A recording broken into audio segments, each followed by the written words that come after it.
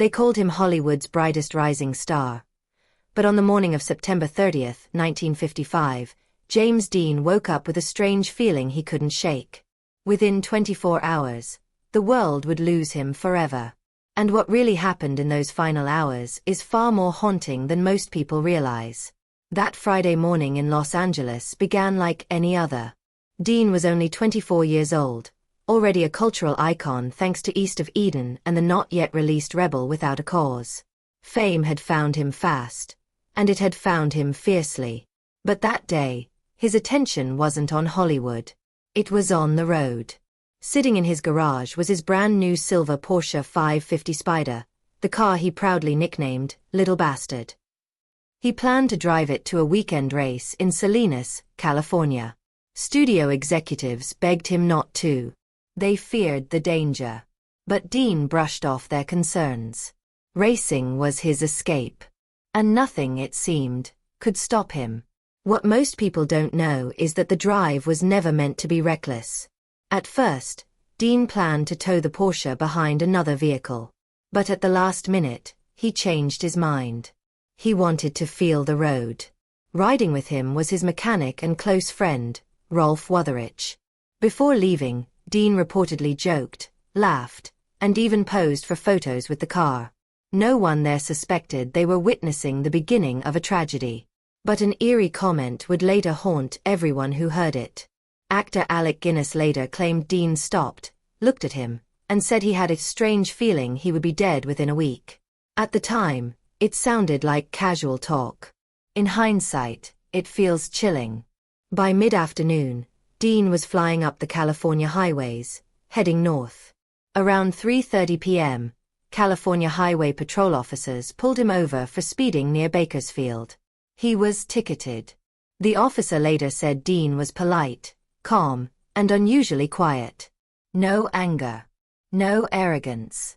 Just a young man in a hurry. Afterward, Dean continued driving, slower this time, toward an intersection near Shillam that would soon become infamous. As the sun began to dip, the roads grew busier. At around 5:45 p.m., just miles from their next planned stop, fate intervened. A 1950 Ford sedan, driven by a 23-year-old student, made a sudden left turn across the highway. There was almost no time to react. Dean swerved, but the impact was violent and devastating. The Porsche was crushed. Rolf was thrown from the vehicle but survived with severe injuries. James Dean was trapped inside the wreckage. By the time first responders arrived, it was already too late. The rebel of a generation was gone in an instant. The official cause was ruled accidental. But rumors began swirling almost immediately. Some claimed the other driver never saw Dean coming. Others suggested Dean had been driving too fast, even after being ticketed. And then there were the darker whispers, claims that something was wrong with the car itself. The Porsche 550 Spider soon developed a reputation as a cursed vehicle. After the crash, parts of it were sold to collectors and racers. And strangely, several of those individuals later reported serious accidents, injuries, or unexplained misfortune. One man reportedly lost his life using parts from Dean's wrecked Porsche. Another allegedly suffered critical injuries. Whether coincidence or myth, the legend of the cursed car only deepened the mystery surrounding Dean's death. Back in Hollywood, the news spread like a shockwave. Film sets reportedly fell silent. Radio stations interrupted regular programming.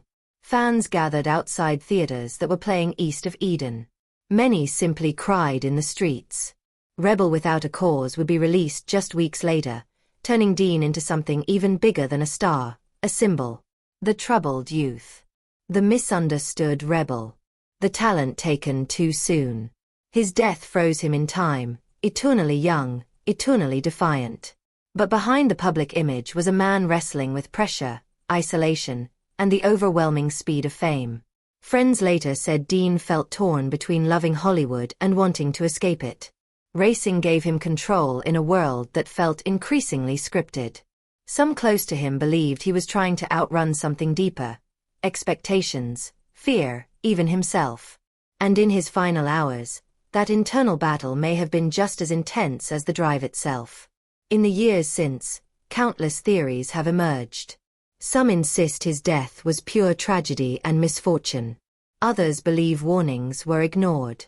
And some fans still whisper that Dean somehow sensed his fate and went forward anyway. There is no proof of those claims, only speculation fueled by the eerie timing, the ominous comments, and the strange legacy left behind by one shattered silver car.